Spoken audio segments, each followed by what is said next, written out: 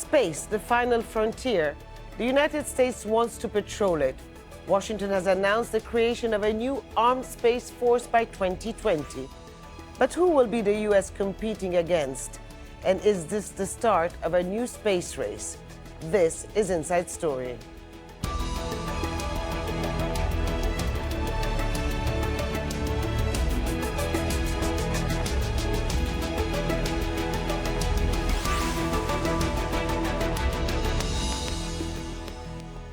Hello and welcome to the program. I'm Hoda Abdelhamid.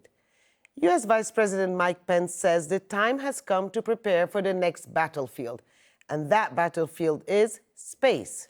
The Americans want to create a space force within 2 years to defend U.S. satellites and spacecraft from attack. It will be the first new branch of the military since 1947. Pence's boss, Donald Trump, wants Congress to vote yes to the plan and agree to additional funding of $8 billion. We will get to our guest shortly, but first, Alan Fisher reports from Washington, D.C. Donald Trump has been pushing for the creation of a new branch of the military for months. He talks about it often at his rallies. We may even have a space force. Now his vice president says Donald Trump's vision will become a reality. While too often, previous administrations all but neglected the growing security threats emerging in space, President Trump stated clearly and forcefully that space is, in his words, a war-fighting domain just like land and air and sea. The new force will be used to protect U.S. satellites in space, which provide vital services like communication. It can also protect spy satellites, which direct military operations. And there is the growing commercial space market too. It's not a new idea. In 1983, President Ronald Reagan called for a space-based missile defense system just a year after Congress demanded the establishment of a new space force. The defense system, dubbed Star Wars by critics, never got beyond the research phase. The US already has a Space Command. It's part of the Air Force, and some see the new branch as an expensive waste. In fact, Defense Secretary Jim Mattis initially resisted it, but just earlier this week signalled he was now on board. We are in complete alignment with the President's concern about protecting our assets in space that contribute to our security, to our economy, and we're going to have to address it as other countries show a capability to attack those assets. Creating a new branch of the military needs congressional authorization and funding. If Republicans lose control of the House of Representatives in November's midterm elections, it might never happen. Former astronaut Mark Kelly says he doesn't see the point. There is a threat out there, but it's being handled by the U.S. Air Force today. Doesn't make sense to build a whole nother level of bureaucracy. The Space Force, if approved, would become the sixth branch of the U.S. military. It would be led by a four-star officer and would pull resources from other military branches. Russia has a Space Force. China's space program is run by the military. And the White House will include an $8 billion funding request for their new Space Force in the next budget. Alan Fisher, Al Jazeera, Washington. Let's now get the thoughts of our guests. Joining us in Lubbock, Texas, via Skype, Oliver McGee, an advisor to Donald Trump and former U.S. Deputy Assistant Secretary for Transportation. In Beijing, Einar Tangen, a China political analyst. And in Sydney, Maurice Jones, a space analyst and author of When Men Walked on the Moon. A warm welcome to all of you. Oliver McGee, let me start with you. I mean, it does sound like something out of a Star Wars. So what exactly is a Space Force, and in what is it different from the current Space Command? Well, this isn't time for us to move from Reagan Star Wars, which was really about ending the Cold War, to Trump's Space Force, which is about ensuring global peace, world peace. The Space Force is really, like you said in your opening segment, the sixth military agency, and it's very important for securing space. It's about navigation, reconnaissance, and communications. And this is all about trying to make sure that we don't have Pearl Harbors in space, where we would have a blackout and that would basically cripple the global economy.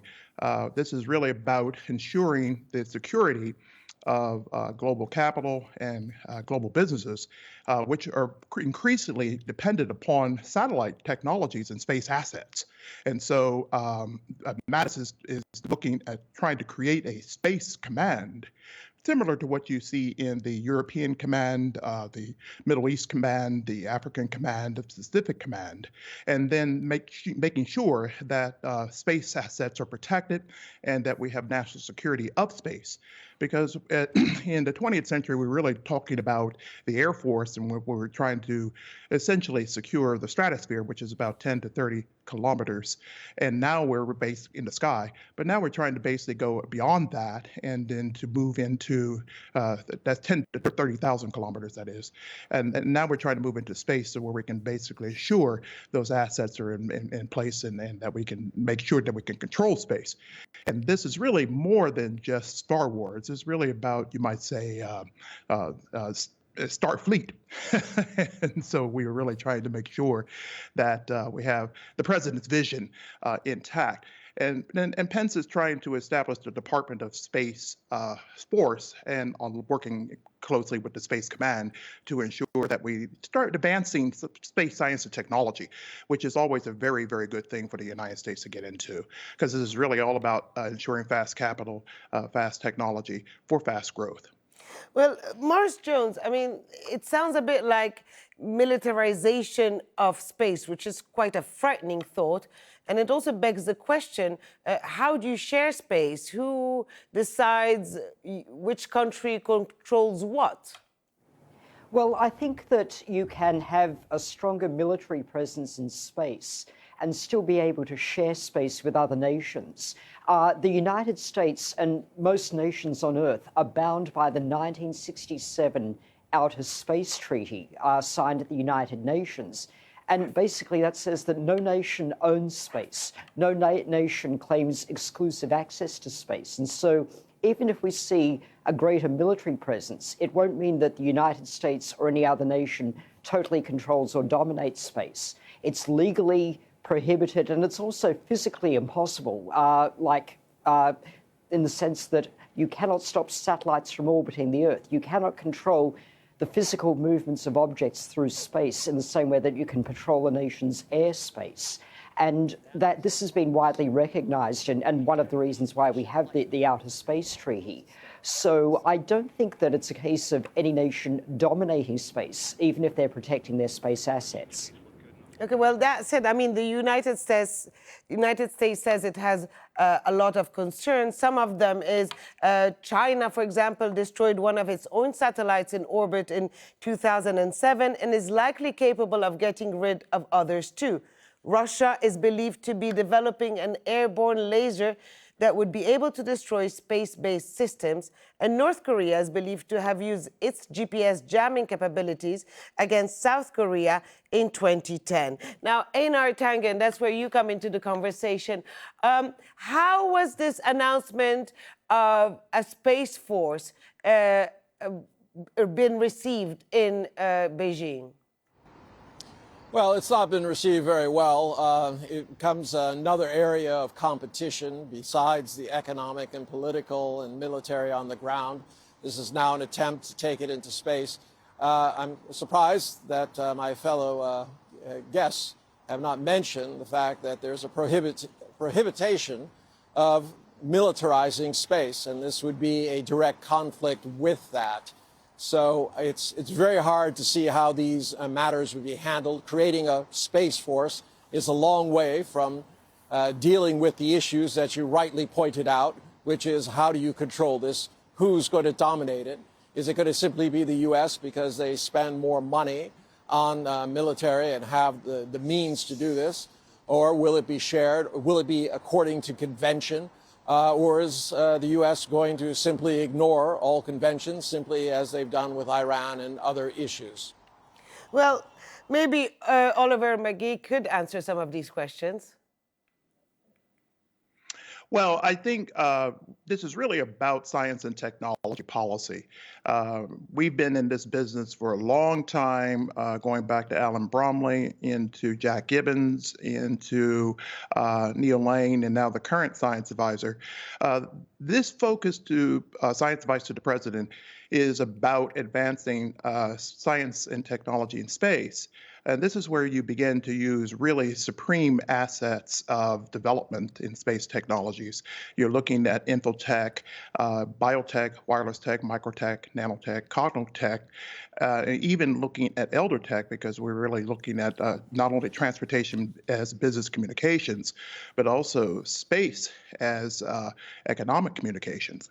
And so really, this is really about how does the United States maintain its supremacy in developing science and technology, and also science and technology policy going into tying it to national security policy and economic policy. This is really consistent to what the United States wants to do. And it's important that the president has now named his new science advisor to be able to help coordinate this science and technology development. But Oliver, may I interrupt you 1 minute? Yes. Vice President Mike Pence, in his speech, said very clearly the plan is to create an elite group of war fighters specializing in the domain of space, a sort of special operations forces, but from above. That does not sound like science and technology. Well, warfighting has always been about the science and technology development. The country that has the highest amount of science and technology assets is the one that wins the war. Ultimately, the most science and technology that we see pervasive in this president's budget is through the Pentagon. But also NASA is involved, so is the Department of Transportation, because I wrote the National R&D Strategy Plan when I was in the Clinton administration that involved looking at science and technology development at NASA, FAA, the Department of Defense. And so these are the big chunks of the budget, along with the Department of Energy, where science and technology is developed. This is very good for science and technology development in the scientific and educational community in the United States, but also we also are interested in trying to make sure that we also take care of what we need to do in developing the new frontiers of where we have to do national security protections. Okay. And really, when you look at the United States, it's about protecting its assets, its military assets, but also its space assets. What an incredible load of twaddle. I can't believe that you're actually going along and saying these types of things. No. I disagree. I think it's absolutely incredible that you would be saying that this is about technology when you're clearly, the Vice President has said this is about warfare. But Einar, it's nonsense. Einar, in this, may I just? I have to disagree with that, because I'm talking about national science and technology development, and to be able to come in and say something like that. You're trying to eat up time defending something that's defenseless. Okay, but Einar, talking about this. May I interject? Einar, at the same time, the head of the Chinese lunar exploration program compared China's space ambition to those in the South China Sea. And to be fair, China controls 90% of that sea, or somewhere along that number. So, I mean, that rhetoric is coming out from both countries, isn't it? Well, when one country expands, another one does too. I don't think that either side is necessarily going to win this. What you have in the South China Seas is a little bit different than what you have out in space. South China Seas goes back, if you go to study the history of UNCLOS, the whole idea of creating something beyond the cannon shot rule, beyond 3 miles, was introduced by the U.S., but later on, the U.S. declined to enter into UNCLOS. It was not a signatory to it. But this caused a land grab, literally in the seas. In space, if you want this same kind of chaos reigning, creating new norms that you have based on military might rather than sitting down at the UN or some adjacent body, where you can sit down and create policies about how space should be used and shared. As it was pointed out, in 1967, they signed a treaty. Things have been quiet since then. Yes, technology has moved on, but I don't think that adding $8 billion to an already overburdened budget, increasing the government, is necessarily going to help the civilian use of technology. It might be that, it's very favorable to NASA to have an additional funding route, but this is not about technology. This is about warfare. It's about throwing another white rabbit out into the world that people are supposed to chase around. There's just nothing can be said except what the vice president said himself, and that this is about creating armed warriors in space, contrary to the conventions. Well, Morris Jones, do you share this idea that this space race could create chaos above our heads, may I say, and that maybe it's a bit too early in the sense that nothing is regulated and nobody knows what can happen up there, and what would be the repercussions for the rest of us down here? Well, I think that, throughout this discussion, we've invoked the 1967 Outer Space Treaty more than once. And regardless of the provisions of the treaty, it is a fact that we are steadily moving towards a weaponization of space from various nations, whether we like it or not. China has tested anti-satellite weapons, so has the United States, so has Russia. And this has been going on for decades. So it's not as if the idea of the militarizations of space just came about with Donald Trump. It's been progressing steadily throughout the space age. And at some point, there may be a call for regulation, even if it's not via the Outer Space Treaty, through negotiations between various nations. But I think that that degree of militarization will continue because everyone has space assets. Every advanced military in the world uses satellites to advance its military causes, and thus all of those satellites are technically military assets. So to a degree, it's a definition issue. How do you define a weapon in space? Is a spy satellite a weapon? Is a GPS satellite a weapon? And so I think in some ways, you've got to clarify those ideas as well before you can start negotiations or treaty provisions. And these are all very blurry issues right now. Okay, well, some might argue that this is actually the beginning of the second space race, the first one being back in the 50s and 60s.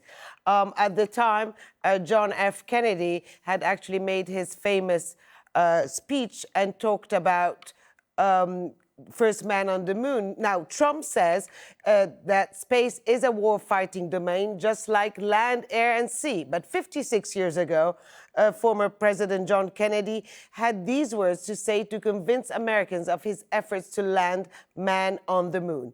Only if the United States occupies a position of preeminence can we help decide whether this new ocean will be a sea of peace or a new terrifying theater of war. I do not say that we should or will go unprotected against the hostile misuse of space any more than we go unprotected against the hostile use of land or sea. But I do say that space can be explored and mastered without feeding the fires of war. Now, Einar, Tangen, you feel that those words at the time where it was different times, man still had to go to space and he still had to land on the moon. And it was probably more about science and technology then than it is now, according to your opinion, Einar. Well, look, communications is not about the satellite system anymore. The satellite system is really geared toward national defense. If you look at the amount of fiber that's been laid, and the amount of communications that's on land or by Wi-Fi, wireless, and it's all mostly land-based. In terms of what we can learn from space, in terms of biogenetics and things like that, yes, there's a place for that. But this is not a huge resource that is unknown to people out there. The issue here is, do you want to plunge ahead by having everybody engage in militarizing space, by having their own space force? Or do you want to sit down and try to figure out what the new reality is? I agree with my cohort who says that, look, this is about definitions and sitting down and defining them and coming to some sort of accord. But you cannot do that if you unilaterally say that I'm going to have the biggest, baddest space force out there. You know, Captain Kirk is going to be on call for me, and we're going to take this to the next level. Yes, there are concerns. John F. Kennedy was talking during a time of the height of the Cold War, when he was staring down the face of issues involving Russia. Today, we do not have that. We have a highly connected economic, political world. The military option has not proven to be anything except a disruptor. You start looking at what's happened in the Middle East and everywhere else that you've had wars. It has not settled anything. Starting a new one out in space is simply an invitation to spend more on something that will benefit few. Well, Oliver McGee, I mean, there was a bit of eyebrows raised in the United States when this announcement came. Some people also said, do we really need to go through this expenditure now? Aren't there many problems that have to be solved on Earth before going to space? Many pointed to the fact, to the healthcare system, for example. So, but this idea of a Space Force, is this part of the Make America Great Again doctrine? Yes, it is. The Make America Great Again doctrine is really about economic prosperity, but also it's about technological prominence. I do also agree with our colleague today that this is going to require some definitions, of course, but the key issue is that do we have also abilities to be able to control what we're doing in our development of our science and technology enterprise? This is really, really about innovation enterprise. And the MAGA movement is about developing the science and technology, but also the innovation infrastructure within the United States. And that's very, very important. Because when we start doing the science and technology development, not only on the ground in infrastructure development, which is a really key investment that's necessary also, but also when we start doing it beyond into the skies, that's going to empower education in the United States more than we've seen in decades. And this is really what John Kennedy was doing when he did the moonshot vision. When he decided we're going to put a man on the moon, he was really trying to teach business systems thinking, which is about acquiring and also building technologies for data, information, knowledge acquisition, better understanding, and wisdom on world peace, and also world advancement in science and technology. We all benefited from the moonshot speech of John F. Kennedy because we saw systems thinking invoked in business and education and in government. And that seems to be wanting to eat up all the time of a discussion talking about something that has no relevance to this discussion. No, I do not. I'm basically talking about national science and technology, America's science and technology, which is the question that was asked of me. And I think that's an important contribution to make today, not just a political. Okay, this is about I'm just going to bring in Maurice Jones, 1 minute. Maurice, one could argue that space has been used for military purposes since the very beginning, and that it is already fully militarized. But are we now by stepping it up further? Are we going in uncharted territory, or we're worrying too much? I think that we are definitely going into new territory for space. But this is not new territory in terms of strategic issues or the history of warfare. I think we have to be pragmatic about this. Whether we like it or not, there will be a greater militarization of space, not just by America, but by various nations. They will look to put more military satellites into space to support ground operations. They will also seek new ways to deny other nations the operations of their own satellites. There could be physical attacks on satellites. There could be attempts to hack satellites, which is known as spoofing. And that's a form of cyber warfare beyond the Earth. And if we go further and further into terms of developing our infrastructure in space, like large space stations or space industry, then those assets could become targets for attack by state actors or potentially even non-state actors.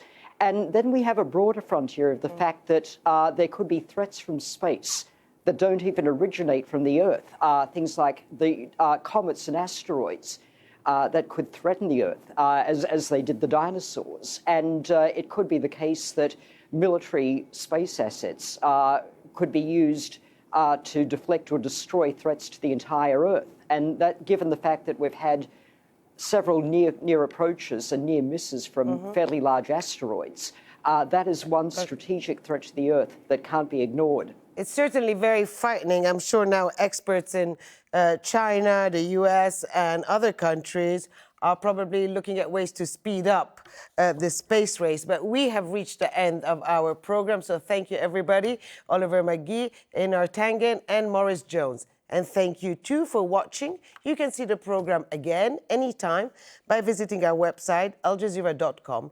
And for further discussion, go to our Facebook page. That's facebook.com/AJ Inside Story. You can also join the conversation on Twitter.